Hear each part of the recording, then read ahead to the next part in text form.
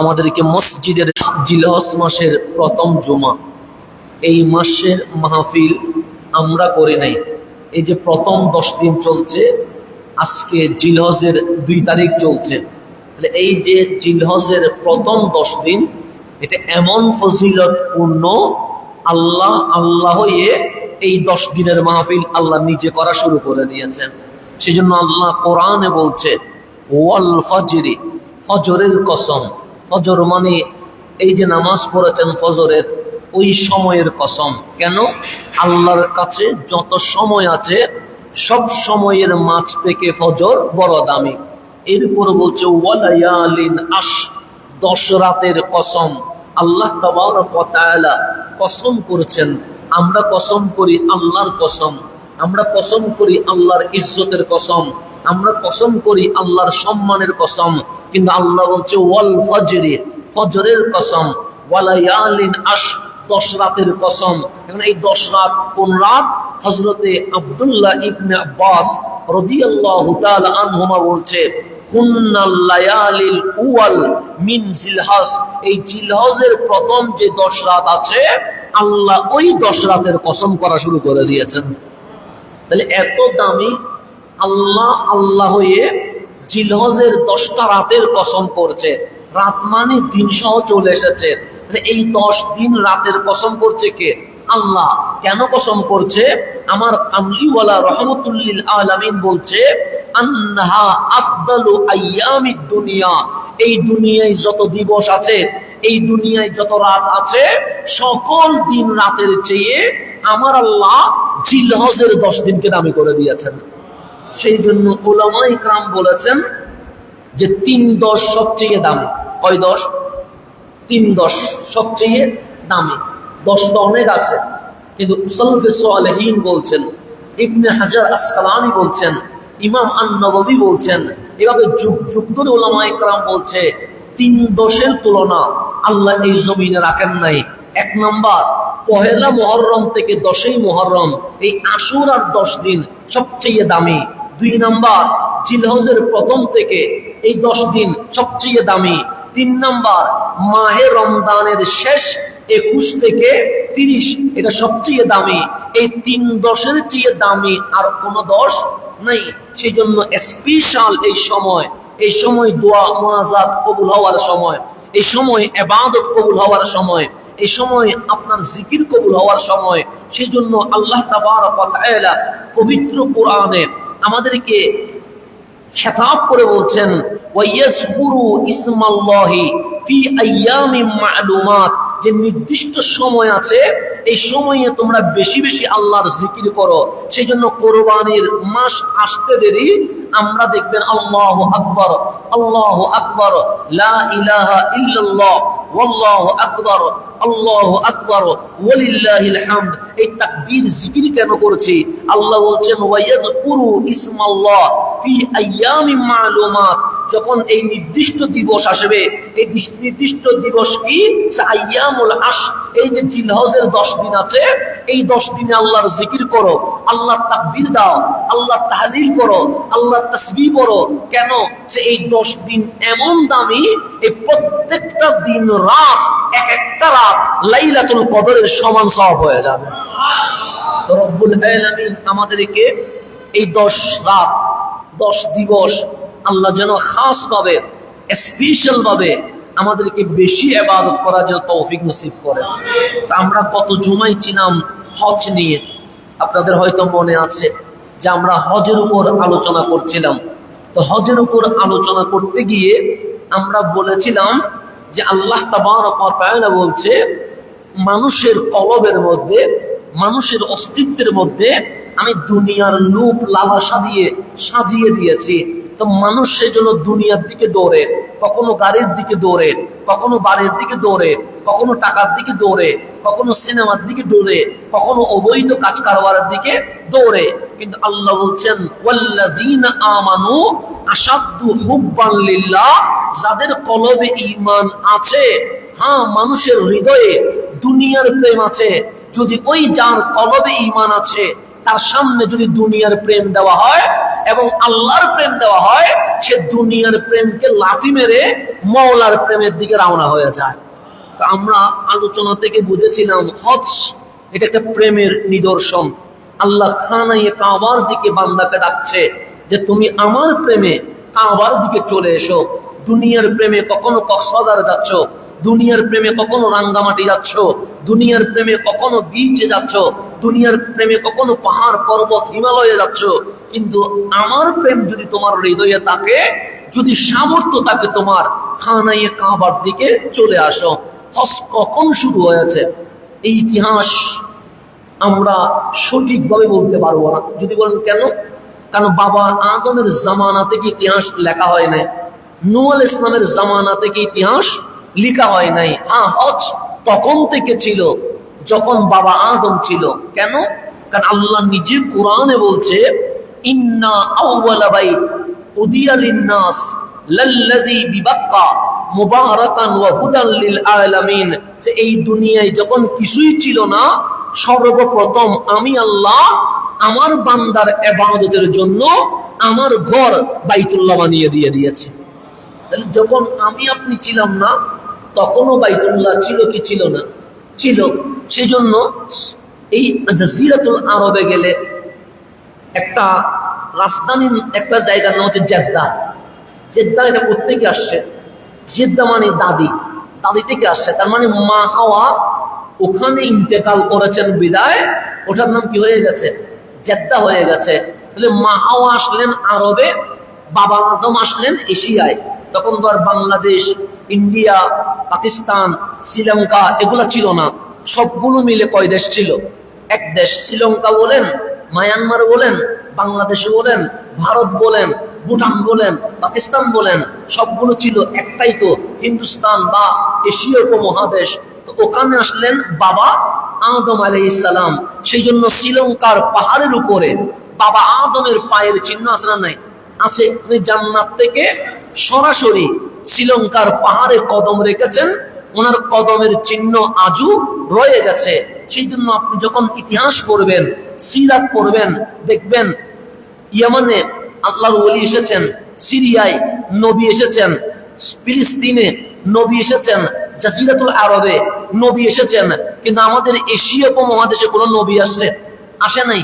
আমরা নবীর মাধ্যমে ইসলাম পাই নাই।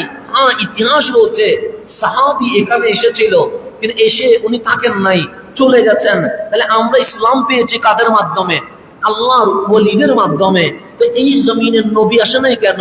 এই কারণে নবী আসে নাই, কারণ বাবা আদম যখন জান্নাত থেকে সর্বপ্রথম শ্রীলঙ্কার জমিনে কদম রেখেছে, নবুয়তের যে নূর, ওই নূর দিয়ে আমাদের উপমহাদেশ আলোকিত হয়ে গেছে। সেই জন্য এখানে ইসলাম রক্ত দিয়ে আসতে হয় নাই, এখানে ইসলাম মারামারি দিয়ে আসতে হয় নাই, এখানে ইসলাম কঠিন ভাবে আসতে হয় নাই। আল্লাহর ওলিরা এসেছেন, কিছুটা বাধাগ্রস্ত হয়েছেন, কিন্তু ওনারা ওই নবুয়তের যে নূর বাবা আদম থেকে আসা, ওই নূরের ফয়ুজাতের কারণে আল্লাহর ওলিরা দাওয়াত দিয়েছেন, আমরা অটোমেটিক দাওয়াত কবুল করে ফেলেছি। এটা হচ্ছে নবুয়তের যে নূর দিয়ে আমাদেরকে বিস্তৃত করে দেওয়া। তো সেই জন্য বাবা আদম আসছেন কোথায়? শ্রীলঙ্কায়। কিন্তু উনি খালি পায়ে, ঘোড়ার উপর উঠে নাই, গাধার উপর উঠে নাই, গরুর উপর উঠে নাই, হাতির উপর উঠে নাই। শ্রীলঙ্কার জমিন থেকে 300 বছর খালি পায়ে হেঁটে হেঁটে তাওয়াফ করার জন্য খানায়ে কাবায় চলে গেছে। বিশাল এক সফর করেছেন বাবা আদম।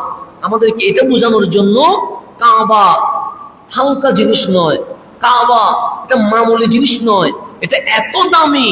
আমি তোমাদের বাবা হওয়ার পরেও শ্রীলঙ্কার জমিন থেকে চাইলে ঘোড়ার উপর উঠতে পারতাম, গাড়ার উপর উঠতে পারতাম, হাতির উপর উঠতে পারতাম, স্যান্ডেল পায়ে দিতে পারতাম, কিন্তু আমি কাবার সম্মানে শ্রীলঙ্কার জমিন থেকে খালি পায়ে চলে গেছে। তাহলে তাওয়াফ, জিয়ারত, হজ এগুলো আগে থেকে ছিল। কিন্তু আমরা কোরআন পড়ে যেটা আমরা হজ করছি, সেটা হচ্ছে হজরতে আমাদের বাবা ইব্রাহিম আলাইহিস সালামের দেওয়া বিধান থেকে আমরা পালন করছি। কেন? আমাদেরকে বলা হয় মিল্লাতে ইব্রাহিম। আমরা যেই মিল্লাতের উপর আছি এটার নাম মিল্লাতে ইব্রাহিম খলিলুল্লাহর মিল্লাতের উপর আছি, খলিলুল্লাহর দেওয়া বিধান আমরা হাবিবুল্লাহর মাধ্যমে পেয়ে গেছে। সেই জন্য আল্লাহ তাবারক ওয়া তাআলা কোরআনে বলছে, ওয়া ইয ইয়ারফাউ ইব্রাহিমুল কওয়াইদ মিনাল বাইত ওয়া ইসমাঈল, যখন আমার ইব্রাহিম এবং ইসমাঈল খানায়ে কাবার সংস্কার কাজ শেষ করলো, আল্লাহর ঘর যেভাবে করা দরকার সেইভাবে যখন শেষ করলো, তখন ওনারা দোয়া করছেন, রব্বানা তাকাব্বাল মিন্না ইন্নাকা আনতাস সামিউল আলিম। মাওলা, আমরা কাউকে দেখানোর জন্য এই ঘর সংস্কার করি নাই, দুনিয়ায় নাম পাওয়ার জন্য এই ঘর সংস্কার করি নাই, আমাদের নেম প্লেট খানায়ে কাবার সামনে থাকবে এই জন্য আমরা সংস্কার করি নাই, আমরা শুধু তোমার জন্য করেছি। রব্বানা তাকাব্বাল মিন্না, আমি ইব্রাহিম এবং আমার ছেলে ইসমাইল, বাবার ছেলে মিলে আমরা এই ঘর সংস্কার করলাম শুধুমাত্র আপনার জন্য, সুতরাং আপনি কবুল করে ফেলেন। ইন্নাকা আনতাস সামিউল আলিম, আপনি শুনেন, জানেন আমাদের ভেতরে কি আছে, এটা আপনার চেয়ে বেশি কেউ জানে না। আমরা কি বলতে চাই তা আপনার চেয়ে বেশি কেউ শুনে না। তা আল্লাহ তাবারক ওয়া তাআলা এমন ভাবে কবুল করলেন খানায়ে কাবার কাজ, যেমন এই মসজিদ কাজ হয়েছে কি হয় নাই? হয়েছে। এখানে অনেক সময় সিঁড়ি ব্যবহার হয়েছে, আমাদের উপরে কাজ করতে সিঁড়ি লাগে নাই, লাগছে। সিঁড়িটা কি করছেন? কাজ শেষ, নিয়ে গেছেন, নষ্ট হয়ে গেছে, ফেলে দিয়েছেন। এখানে অনেক কিছু ইউজ হয়েছে কি হয় নাই? হয়েছে। আমি যদি বলি এই মসজিদে সিমেন্ট যে লাগছিল, সিমেন্টের প্যাকেট গুলো কই? আপনি বলবেন এগুলো তো আমরা রাখি নাই। টাইলস যেগুলো বেঁচে গেছিল এগুলো কোথায় রাখছেন? আপনি বলবেন এগুলো তো আমি রাখি নাই। কেন? কাজ শেষ হলে অতিরিক্ত জিনিস আমরা আর রাখি না, এটা কি করে দিই? ফেলে দেই। তো খলিলুল্লাহ খানায়ে কাবার কাজ করার জন্য একটা পাথর আনছিলেন উপরে ওঠার জন্য, এটার নাম মাকামে ইব্রাহিম। তো আমরাও তো কত পাথরের উপর পা রাখি, যেমন বৃষ্টি পড়ছে, এখানে সারা জায়গায় পানি, যখন একটা উঁচু পাথর থাকবে সেখানে আমরা পা রাখলাম। এখন আমি কেন পা রাখলাম? আপনি কি ওই পাথরটা গড়ে নিয়ে রেখে দিবেন? না, এটার উপর আমি যেমন পা রাখবো আপনারাও কি রাখবেন?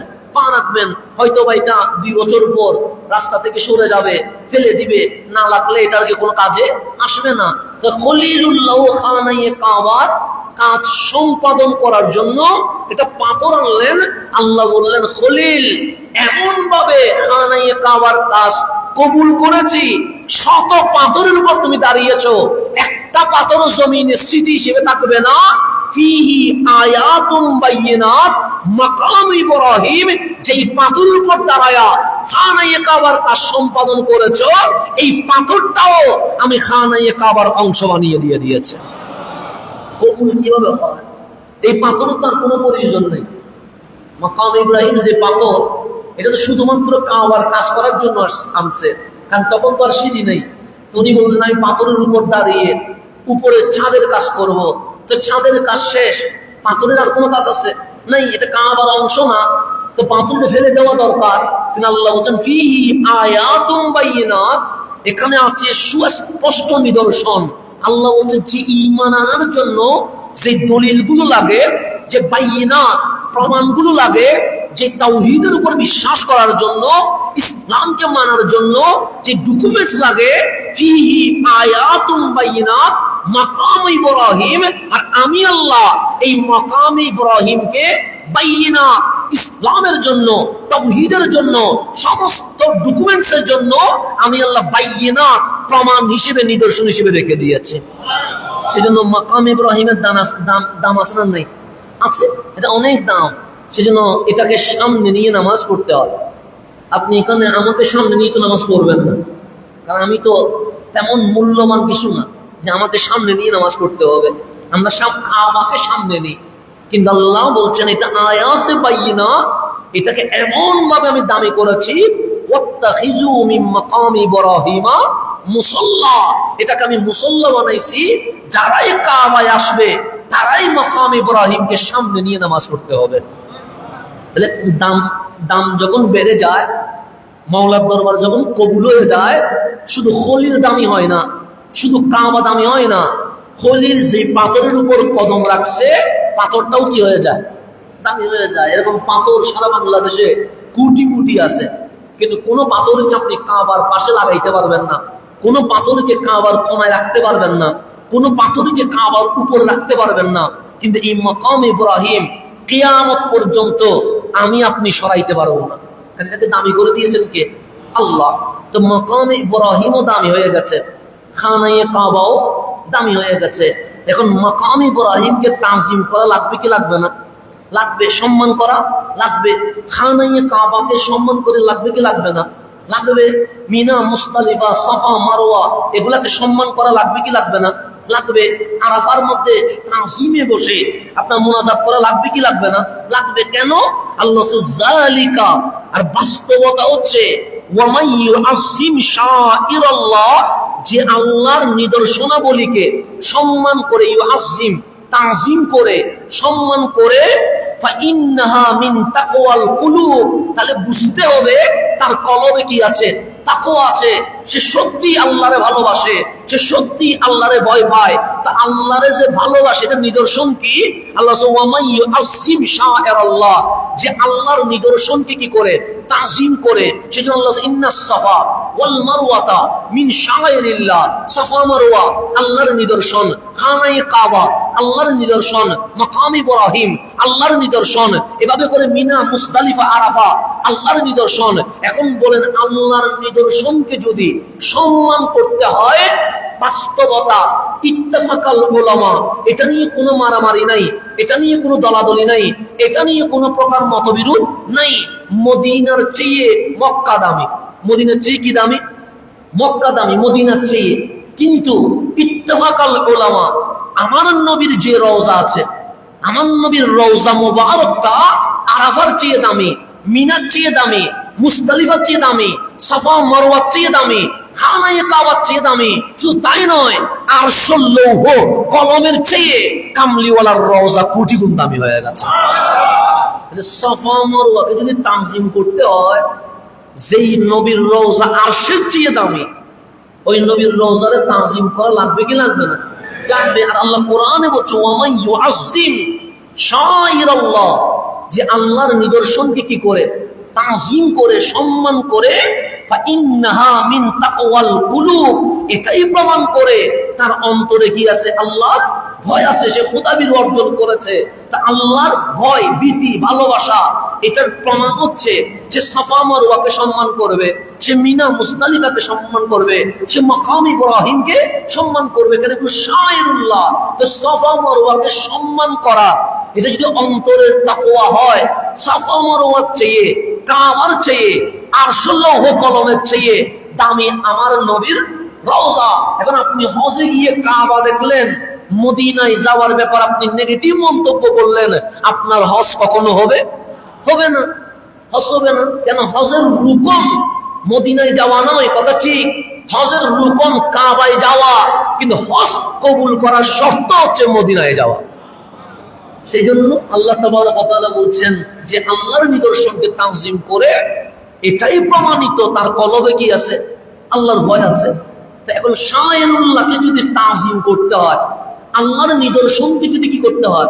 তাজিম করতে হয়, যেটি সাফা মারওয়া, কাবা, আরশুল লৌহ কলমের চেয়ে দামি আমার নবীর রওজা, সেটাকে তাজিম করার দরকার আছে না নাই?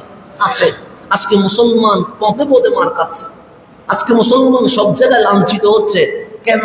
একটা কারণে, যতদিন মুসলমানের বুকে নবীর প্রেম ছিল, মুসলমান ছিল সবার বাদশাহ। যেদিন থেকে মুসলমান নবীর শানে বেয়াদবি করা শুরু করছে, মুসলমান হয়ে গেছে এই দেশে এই বিশ্বে সবচেয়ে নিকৃষ্ট। আবার যদি মুসলমান নবী প্রেমকে কয় নাম্বার রাখে? 1 নম্বরে রাখে, দেখবেন আবার বিজয়ের পতাকা উঠতে শুরু হয়ে যাবে।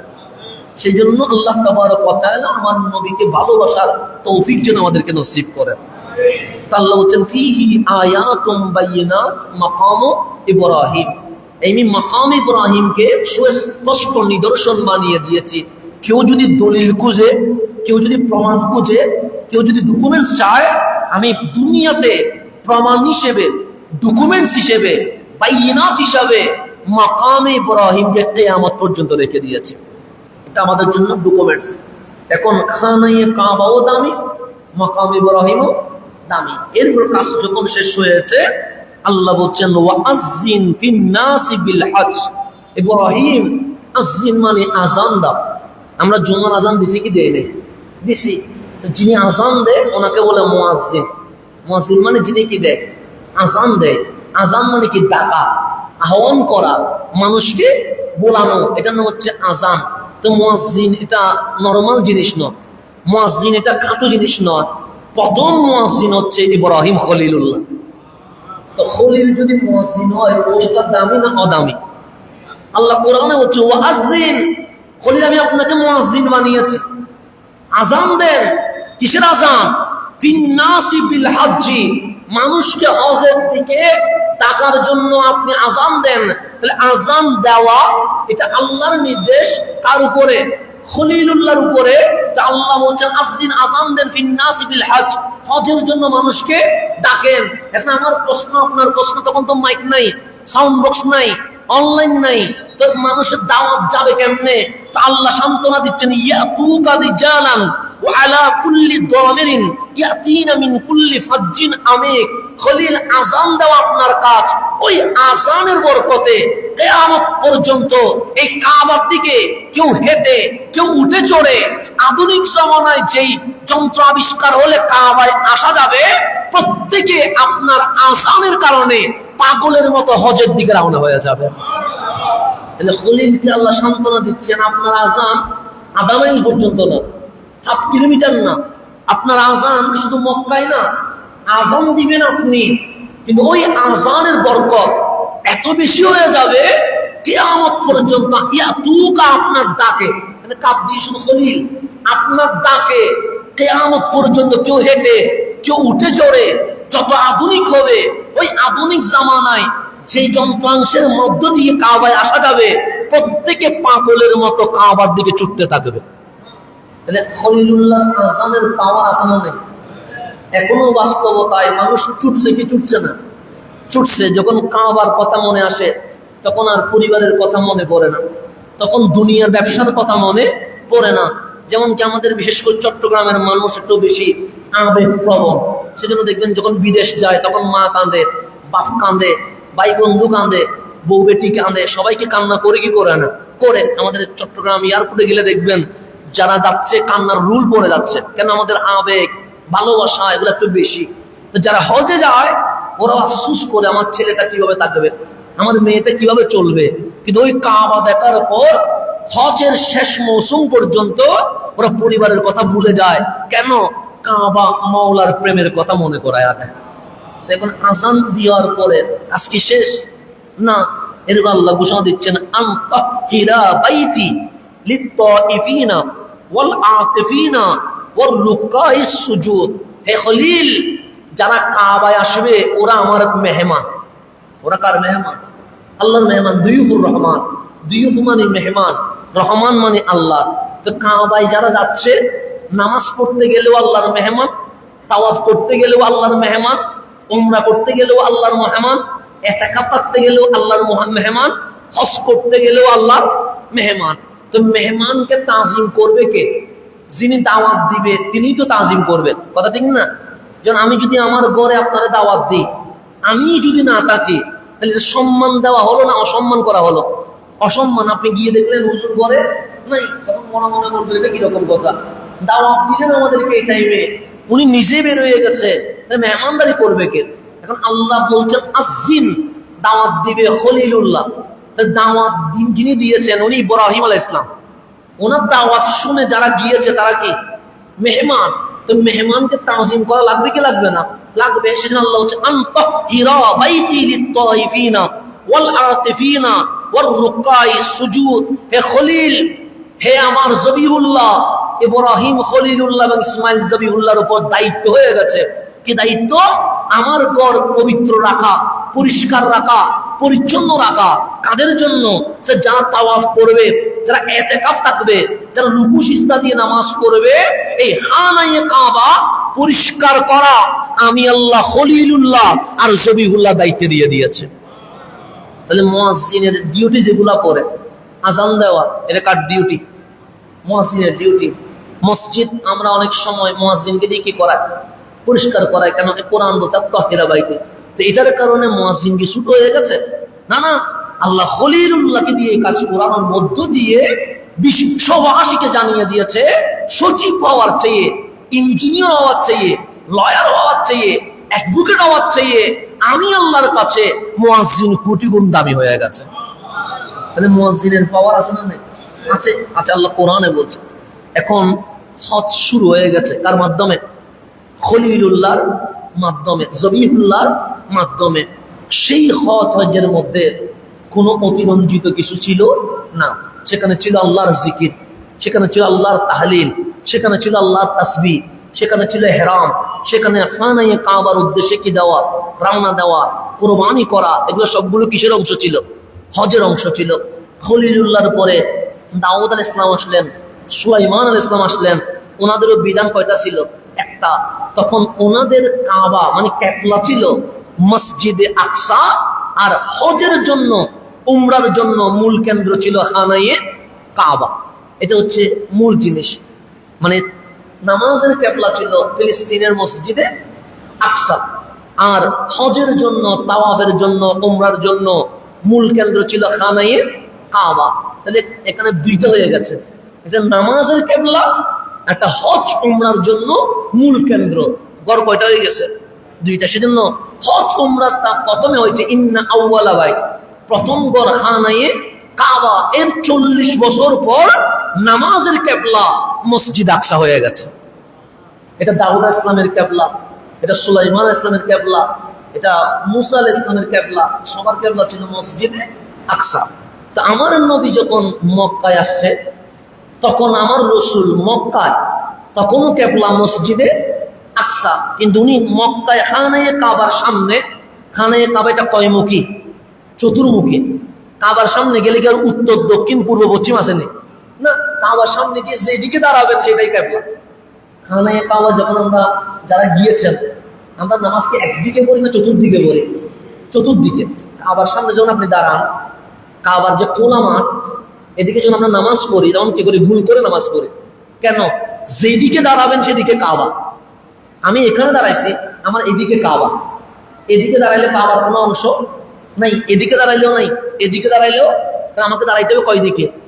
একদিকে। কিন্তু খানায়ে কাবার সামনে যখন চলে গেছেন, তখন আর পশ্চিম নাই, পূর্ব নাই, উত্তর নাই, দক্ষিণ নাই, যেদিকে দাঁড়াবেন সেদিকে কি?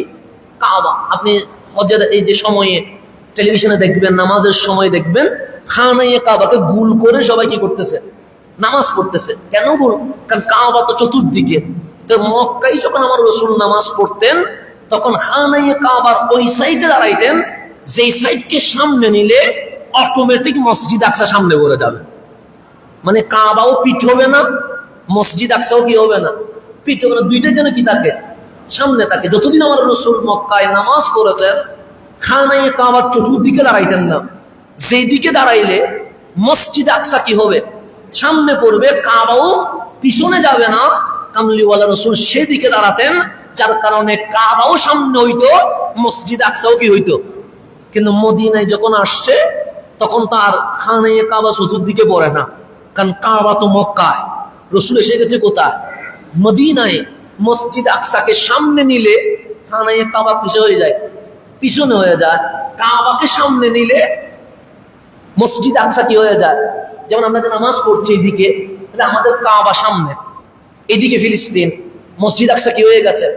পিঠ হয়ে গেছে, পিছনে হয়ে গেছে। তো মদিনায় আসার কারণে দিক কি হয়ে গেছে? পরিবর্তন হয়ে গেছে।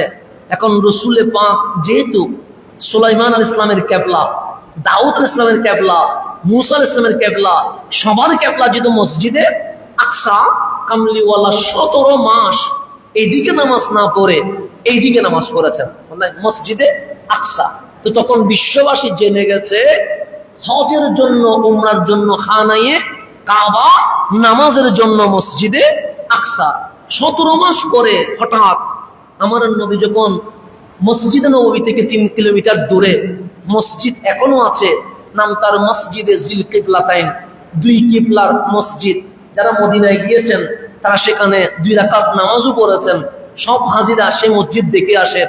আমার রসুল নামাজ পড়ছেন এদিকে, জোহর অথবা আসরের নামাজ। জোহর আসরের নামাজে কেরাত পড়তে হয় ছোট ছোট করে, তো কামলিওয়ালা কেরাত পড়ছে, আর মন কেন জানি চটপট করছে। হঠাৎ মনে মনে বলছে, মালিক আমার নামাজ এদিকে পড়তে ইচ্ছে করছে না, আমার নামাজ ওই যে তাওয়াফ করবে যেদিকে, উমরা করবে যেদিকে, হজ করবে যেদিকে, ওই ক্যাবলার দিকে আমি নামাজ পড়তে চাই। কেন? ওই ক্যাবলার মধ্যে মাকাম ইব্রাহিমে দাঁড়ায়া খলিলুল্লাহ বলেছিলেন, রব্বানা ওয়াবআস ফীহিম রাসূলা, মালে খানায়ে কাবার কাজ করার পেছনে তুমি যদি স্যালারি দাও, বোনাস দাও, পুরস্কার দাও, একটা পুরস্কার দিও আমার বংশে আখেরি নবী হাবিবুল্লাহকে দিয়ে দিও। এই দোয়াটা করেছিল খানায়ে কাবার সামনে। সেজন্য মাকাম ইব্রাহিম এটা আয়াতে বাইয়িনা, নবী আসার দলিল। এটা মিলাদে নবীর দলিল হচ্ছে মাকামে ইব্রাহিম। সেজন্য আল্লাহ সেটা থাকুক, কারণ এটার উপর রহমতুল লিল আলামিনের মিলাদের দোয়া করা হয়েছিল। আল্লাহর হাবিব মনে মনে বলছে, এরকম মনে মনে আমরা অনেক কথা বলি কি বলি না? বলি। নামাজে দাঁড়াইলে দেখবেন মন ডানে চলে গেছে, মন বামে চলে গেছে, মন শরীর বাংলাদেশে, মন চলে গেছে আমেরিকায়। এরকম মাঝে মাঝে নামাজের ভিতরে হয় কি হয় না? হয়, আমাদের হয় এরকম। কিন্তু এটা তো রহমতুল্লিল আলামিন, এটার মন তো দুনিয়ার দিকে হবে না, এটার মন হবে তো কোন দিকে? কারণ এটা হাবিবুল্লাহ, মন তো এইদিকে হবে। তো আমার নবী মনে মনে বলতেছেন, আমি নামাজটা এদিকে পড়তে চাই না, আমি নামাজ পড়বো কোন দিকে? বাইতুল্লাহর দিকে, খানায়ে কাবা, এটা আমি ক্যাবলা বানাবো। ওই নামাজের ভেতরে আমার আল্লাহ বলছেন, ফাওয়াল্লি ওয়াজহাকা শাতরাল মসজিদিল হারাম। হাবিব এখন চাইছেন, আপনাকে যদি এখন না দেই এটা আমার ভালো লাগবে না। কেন চেয়েছেন কে? হাবিবুল্লাহ। এখন নামাজের ভেতরে আপনি মসজিদে আকসা বাদ দিয়া খানায়ে কাবাকে কিবলা বানায়া দেন। কেন? সে ফালানুওয়াল্লিয়ান্নাকা কিবলাতান তারদাহা, আমি উত্তর দক্ষিণ পূর্ব পশ্চিম দিয়ে কি করব? আমি মসজিদ আকসার কাবা দিয়ে কি করব? আমার হাবিব যেদিকে খুশি, আমার হাবিব যেদিকে রাজি, আমি আল্লাহ সেটারে কিবলা বানায়া দিয়ে দিব। এরপর থেকে খানায়ে কাবা এটা হজেরও কিবলা, এটা উমরারও কিবলা, এটা তাওয়াফেরও কিবলা, এটা বিশ্ব মুসলমানের জন্য কিয়ামত পর্যন্ত নামাজের কিবলা হয়ে গেছে। তো এই খানায়ে কাবার হজ তো খলিলুল্লাহ এসেছেন, এরপর দাউদ আলাইহিস সালাম এসেছেন, এরপর সুলাইমান আলাইহিস সালাম এসেছেন। মাঝখানে অনেক গ্যাপ আছে না? নাই, আছেন। ঈসা রুহুল্লাহ এসেছেন 500 বছর পরে, 570 খ্রিস্টাব্দে মা আমেনার গড়ে রহমতুল্লিল। তো ঈসা আলাইহিস সালাম থেকে আমার নবী পর্যন্ত কয় বছরের গ্যাপ? 500 বছরের গ্যাপ। এ মাঝখানে কোনো দাওয়াত নাই, মাঝখানে কোনো দ্বীনের কাজ নাই, মাঝখানে কোনো মাহফিল নাই। এই সুযোগে এই হজের ভেতরে খোরাফাত ঢুকে গেছে, এই হজের ভেতরে অনইসলামিক অবৈধ জিনিস কি হয়ে গেছে? ঢুকে গেছে। যেমন আপনি প্রথম হচ্ছে কুসংস্কার ঢুকে গেছে। কুসংস্কার কি? ওনারা মনে করতেন এহরাম পড়লে গড়ের মূল দরজা দিয়ে কি করা যাবে না, ঢুকা যাবে না। তো ঢুকতে হবে কোন দিকে? পিছনে জানালা দিয়ে, পিছনের দরজা দিয়ে, পিছনের দেওয়াল টপকায়া ঢুকতে হবে। তখন যারা হজ করতেন, মানে আমার রাসূল দুনিয়ায় শুভ আগমনের আগে এবং পরে, তখন তারা এহরাম বেঁধে আর ঘরের ভিতরে সামনের দরজা দিয়ে প্রবেশ করতেন না। করতেন কোন দিয়ে? পিছনে জানালা দিয়ে, দেওয়াল টপকায়া, অথবা পিছনে যে দরজা থাকে সেদিক দিয়ে।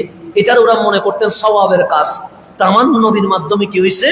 আল্লাহ বলছেন, ওয়ালাইসাল বিররা বিআন তাতুল বুয়ুতা মিন যুহুরিহা, তোমরা যে ঘরের প্রবেশদ্বার পিছন দিয়ে যে প্রবেশ করতেছো, এখানে কোনো সওয়াব নাই। সামনে ঢুকলেও যা, পিছন দিয়ে ঢুকলেও তা। তো ওয়ালাকিন্নাল বিররা মানিত্তাকা, সামনে দিয়ে ঢুকলা না পিছন দিয়ে প্রবেশ করলা, এটা আমার দেখার বিষয় না। সবচেয়ে সওয়াবের কাজ হচ্ছে যে আল্লাহরে ভয় করেছে। তাহলে প্রথম কুসংস্কার আমার নবী কি বলে দিয়েছে?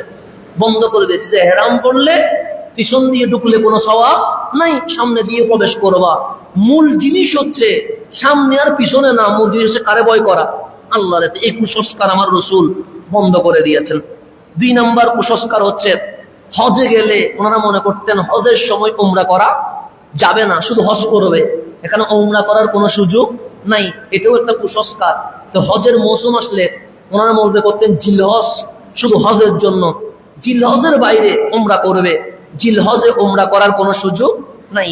আমার আল্লাহ এটাও বন্ধ করে দিয়েছেন, ফামান হাজ্জাল বাইতা আদি তামারা ফালা জুনাহা আলাইহি আন ইয়াতাওয়াফা বিহিমা। আল্লাহ বলেছে হজ করো অথবা উমরা করো, তোমরা সাফা মারওয়ার কি করবা? সাই করবা। তাহলে হজের মাসে হজও করতে পারবা, হজের মাসে উমরাও করতে পারবা। 3 নম্বর কুসংস্কার ছিল, ইহরামের কাপড় পরে যখন হজের জন্য বের হয়েছে ওরা মনে করতো খাওয়া দাওয়ার জন্য কিছু নেওয়া যাবে না। কেন যাচ্ছি কার ঘরে? আল্লাহর ঘরে। আল্লাহ বলছেন এটাও কুসংস্কার। ওয়াতাসাওয়াদু, তোমরা যে বিশাল সফর করছো, সফরের জন্য পাতিও কি করো? রেডি করো, কারণ এটা খাবার নিতে হবে।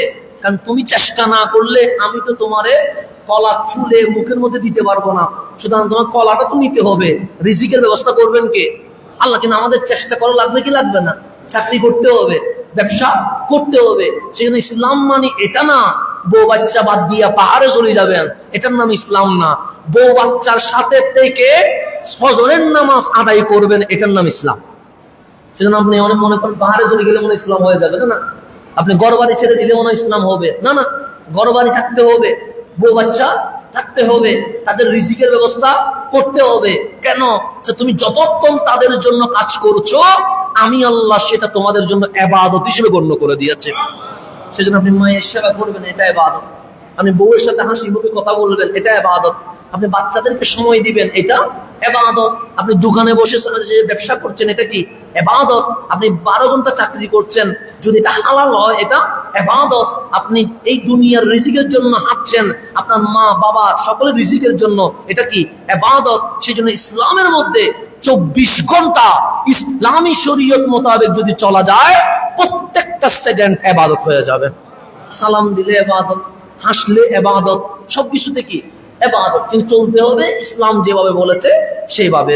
তো এখন ইয়া ছিল যে খাবার নেওয়া যাবে না, কেন? বলছে আমি যাচ্ছি আল্লাহর ঘরে, সুতরাং আমি এখানে শুধু না খেয়ে থাকবো। আল্লাহ বলছে না, তোমার আমি খাইতে নিষেধ করি নাই, তোমার রিজিক দিয়েছি তো খাওয়ার জন্য, এই দুনিয়া সাজিয়েছে তোমার জন্য, খাবাও, ঘুমাবেও, আমার চাকরি বাকরিও করবা, তার পাশাপাশি আমি যে নামাজ দিয়েছি, রোজা দিয়েছি, হজ দিয়েছি, যাকাত দিয়েছি, এটাও কি করবা? আদায় করবা।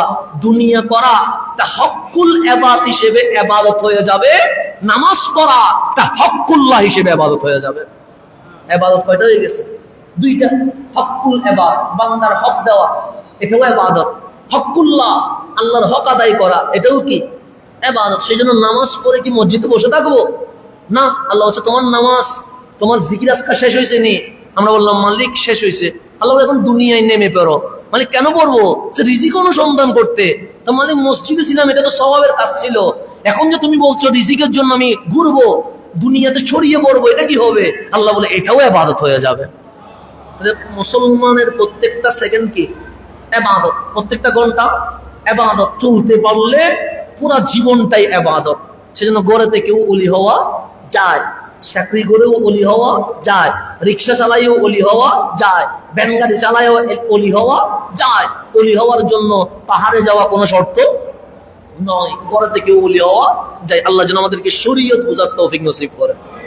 এখন আসেন তাহলে তাজাওয়াদু, আল্লাহ বলছে তুমি পাতিও সংগ্রহ করো, তুমি খালি হাতে যাইও না। সেজন্য হজের রুকনের মধ্যে অন্যতম রুকন হচ্ছে কাবায় যাওয়ার মতো সামর্থ্য থাকা। যাওয়ার মতো কি থাকা? আমরা শরীরে শক্তি আছে, কিন্তু বিমানের টিকিট করার মতো কি নাই? টাকা নাই। 1 মাস যে থাকবেন, সেই 1 মাস খাওয়ার মতো কি নাই? টাকা নাই।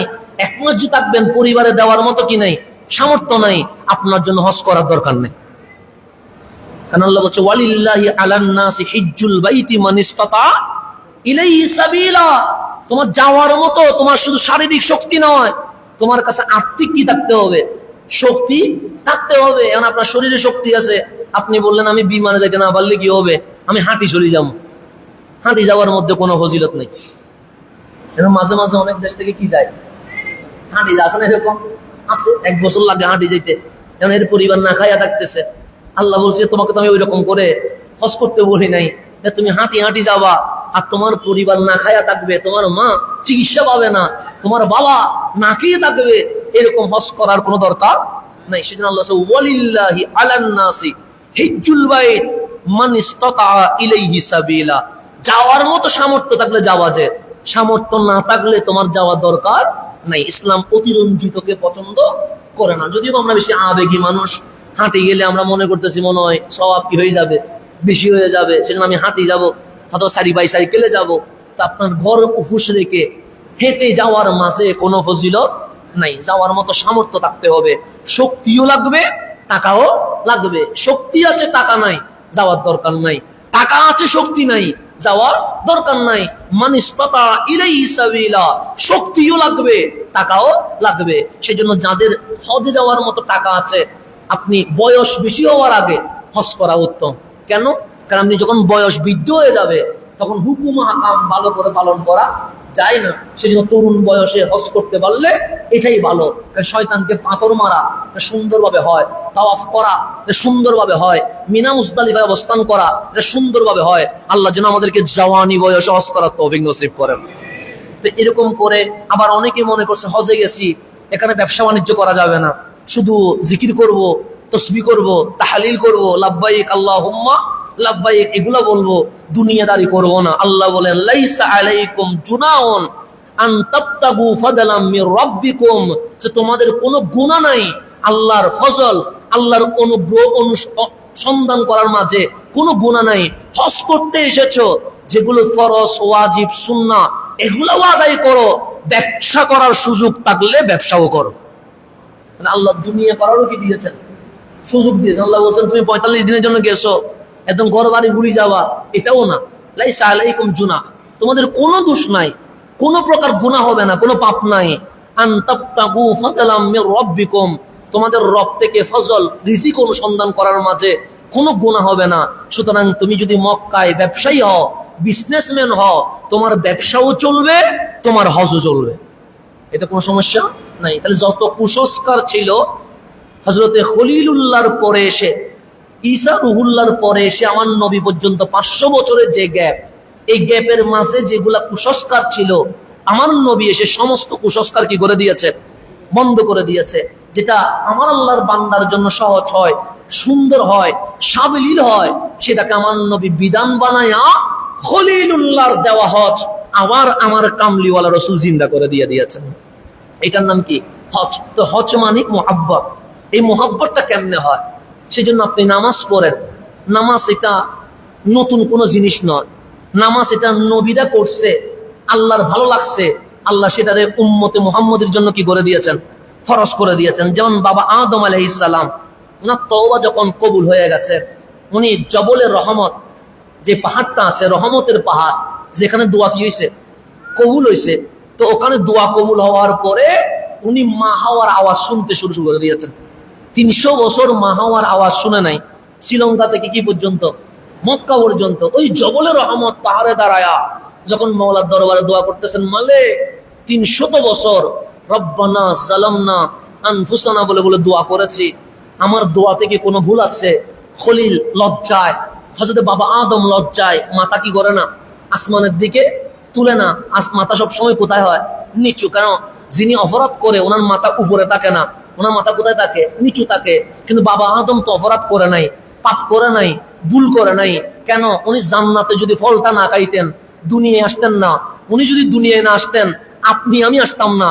তো ফল খাবে এই হুকুম টাকা আল্লাহর। কিন্তু আল্লাহ একটা সিস্টেম করে দিয়েছে, আদম ভুল করবে না, উনি নবী, কিন্তু আদমের উম্মত তো ভুল করবে, আদমের ছেলে তো ভুল করবে।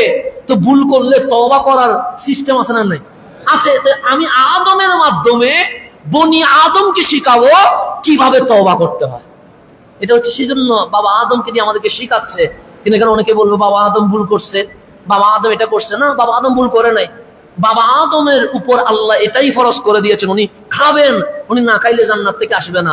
এখন বলেন জান্নাতে অবৈধ কোনো জিনিস আছে? জান্নাতে অবৈধ কোনো জিনিস আছে? তো অবৈধ জিনিস যদি না থাকে খাওয়া হারাম হবে কেন? জান্নাতে তো সব হালাল। আল্লাহ একটা সিস্টেম করেছে যে এটা তো খাওয়া না, এখানে যাবা না, তার মানে এখানে যাইতে হবে। না গেলে আদম দুনিয়া আসবে না। আদম যদি দুনিয়ায় না আসে বনি আদম হবে না। তো আদম তো খাবে না, সেজন্য আল্লাহ বাবা আদম থেকে মা হাওয়ারে বানাইছে, যাতে মা হাওয়ার মাধ্যমে বাবা আদম অন্তত এটা মুখে হইলেও নে, মুখে নিলে হবে, আল্লাহ শুধু টুটে লাগাইলে হবে, বাকিটা আমি আল্লাহ করে ফেলবো। তো বাবা আদম আসলেন, উনি তো ভুল করে নাই, কিন্তু মাথাটা কোন দিকে? নিচের দিকে, উপরে তুলে না। কেন? নিজের সন্তানকে শিখাচ্ছে তুমি মাওলার সামনে যখন দাঁড়াবা অহংকার থাকতে পারবে না, মাথা উঁচু থাকতে পারবে না, তোমার মাথা শিস্তায় যেরকম লুটিয়ে যায় সেরকম মাওলার সামনে নিচু হয়ে যাবা। তো উনি ভাবতেছেন আমার মুনাজাতে কি কোনো ভুল আছে? আল্লাহ বলে ভুল নাই। ভুল নাই বলে কোরআনে রব্বানা জালামনা আনফুসানা এই আয়াত নাযিল করে দিয়েছেন। ভুল নাই, কিন্তু চাওয়ার সিস্টেম যেটা ওইটাতে পৌঁছে নাই। তখন বাবা আদম হঠাৎ করে দোয়া করছেন, আল্লাহুম্মা ইন্নী আসআলুকা বিহাক্কি মুহাম্মাদিন সাল্লাল্লাহু আলাইহি ওয়াসাল্লাম, মালিক তোমার হাবিবুল্লাহর ওসিলায় আমার মোনাজাত কবুল করে ফেল। তা আল্লাহ বলেন এখন ঠিক আছে, এখন ঠিক আছে, তুমি আমার হাবিবের নাম নাও নাই কেন? তখন উনি বলতেছেন হাবিব রে চিনলা কেমনে? তখন বাবা আদম বললেন, মালিক তুমি যখন রু আমার ভিতরে দিছো, এটা আমি বলি নাই, এটা ইবনু তাইমিয়া বলতেছেন মাজমাউল ফাতাওয়ার মধ্যে, যখন আপনি আমাকে রু দিলেন আমার শরীর লড়াচড়া শুরু হয়েছে। ফারাফাতু রাসি, আমার মাথা আমি উপরে তুলছি, আমার মাথা ডানে বামে করি নাই, আমার জান আসার পর উপরে তুলছি। ফারাআইতু আলা কাওয়াইমিল আরশ, সর্বপ্রথম আমি আরশের কুটি দেখছি।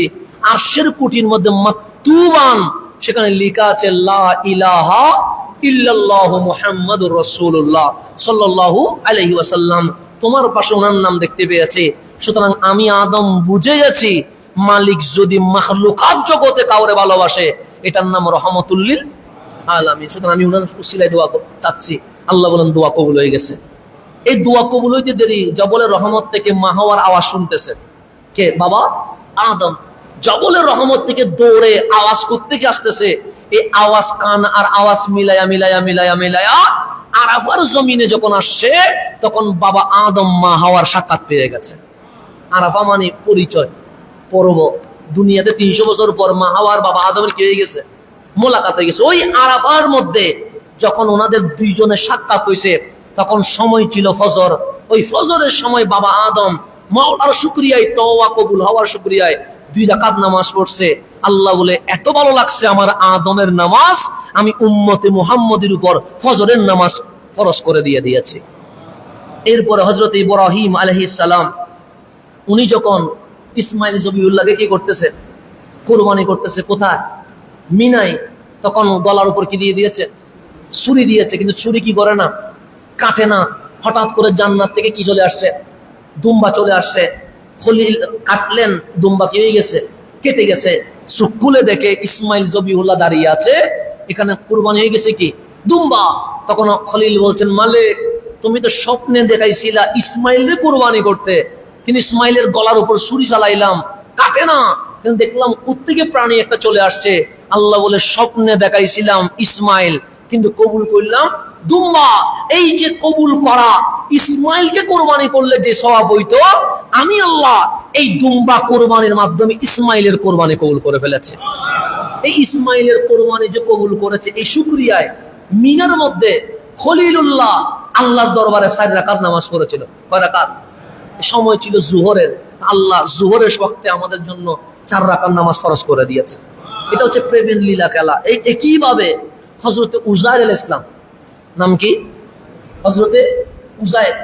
তো উনি একটা গ্রাম দিয়ে যাচ্ছে, যে গ্রামের মধ্যে কোনো কিছু নাই, ধ্বংস হয়ে গেছে। তো উজাইর বলতেছে, মালিক এটা আবার নতুন করে শহর হবে কেমনে? কে বলতেছেন? উজাইর। আল্লাহ ওনাকে সেখানে মৃত্যু দিয়ে দিলেন। তাকে হযরতে উজাইরকে 100 বছর ছিলেন কি অবস্থায়? মরা অবস্থায়। 100 বছর পরে আল্লাহ ওনারে আবার জীবিত করলেন। কয়শো বছর পরে? ওই দেখলেন মরা গ্রাম কি হয়ে গেছে? শহর হয়ে গেছে। ওই 100 বছর পর যখন উনি জিন্দা হইলেন তখন সময় ছিল আসর। তা আল্লাহর দরবারে ওই 100 বছর পর যে জিন্দা হয়েছে এই শুকরিয়ায় হযরতে উজাইর নামাজ পড়লেন। কয় রাকাত? আল্লাহ উম্মতে মুহাম্মদের উপর হযরতে উজাইরের ভালোবাসার নামাজ আমাদের উপর ফরজ করে দিয়েছে। তারপরে মাগরিবের কয় রাকাত? 3 রাকাত। হযরতে আইয়ুব আলাইহিস সালাম উনি অসুস্থ ছিলেন। কে? আইয়ুব। ওনার শরীরের মধ্যে পোকা চলে আসছে, মাংস কি করে ফেলছে? খেয়ে ফেলছে। তো উনি সুস্থতা বোধ করছেন। যখন উনি সুস্থ হইলেন সময় ছিল মাগরিব। সময় ছিল কি? মাগরিব। হযরতে আইয়ুব আলাইহিস সালাম নামাজে দাঁড়ায় গেছেন। কিসের? ওই যে অসুস্থতা থেকে সুস্থতা হয়েছে ওইটার শুকরিয়া আদায়ে। কিসের? কোন ওয়াক্তে? মাগরিবে। নিয়ত করছে 4 রাকাতের। কয় রাকাতের নিয়ত করছে? 4 রাকাতের নিয়ত করছে। কে? হযরতে আইয়ুব আলাইহিস সালাম। কিন্তু অসুস্থতায় শরীর এত দুর্বল হয়ে গেছে, 3 নাম্বার রাকাতে উঠে আর দাঁড়াইতে পারে নাই, বসে গেছে। 4 রাকাত সম্পন্ন করতে পারে না। কয় রাকাত করতে পারছে? তো শরীর এত দুর্বল, 3 রাকাতে যে দাঁড়াবে এটা আর কি করতে পারতেছে না, দাঁড়াইতে পারতেছে না। তখন হযরত আইয়ুব ওই 3 রাকাতে বসে সালাম ফিরাই ফেলছে। আল্লাহ বলেন 3 রাকাত এটা অর্ধেক হইলেও আমি আল্লাহর দরবারে এত কবুল হয়ে গেছে, মাগরিব 2 রাকাত করব না, মাগরিব 4 রাকাত করব না। আমার আইয়ুব যেখানে স্টপ হয়েছে উম্মতে মুহাম্মদের জন্য 3 রাকাত করে দিয়ে দিয়েছে। এরপর এশারের নামাজ, এটা হচ্ছে আমার নবীর সুন্নাত। কার? রাসূল পাক সাল্লাল্লাহু আলাইহি ওয়াসাল্লাম এশারের নামাজের সময় এতগুলো যে নিয়ামত, রহমতুল লিল আলামিন, ইমামুল আম্বিয়া, সৈয়দুল মুরসালিন, শফিউল মুজনাবিন, মেরাজের মেহমান, নিয়ামতের কোনো সীমা আছে নাকি? সীমা নাই। তখন আমার নবী শুকরানা এশারের ওয়াক্তে সর্বপ্রথম কয় রাকাত পড়ছে? 4 রাকাত। আমার নবীরটাও আল্লাহর কাছে এত ভালো লাগছে, উম্মতে মুহাম্মদীকে ডাক দিয়ে বললেন, ও নবীর উম্মত, আমি এশা সহ ইনক্লুড করে আমার নবী রাসূলের মুহাব্বতের নাজারানা আমি উম্মতে মুহাম্মদীর উপর ফরজ করে দিয়েছি। সেজন্য আপনি নামাজ বলেন, হজ বলেন, রোজা বলেন, যাকাত বলেন, সবগুলো আল্লাহর প্রেমিকদের আমল, যেটা নফল ছিল কিন্তু উম্মতে মুহাম্মদীর জন্য কি করে দিয়েছে? ফরজ করে দিয়েছে। সেই জন্য এই মুহাব্বতের আমল যতটুকু মুহাব্বত নিয়ে আদায় করা যায় ততটুকুই আমাদের জন্য কি হবে? লাভ হবে। আল্লাহ তাবারক ওয়া তাআলা আমাদেরকে অন্তত একবার হলেও খানায়ে কাবার তাওয়াফ, মদিনায়ে মুনাওয়ারা সালামি কবুল করুক। আমিন।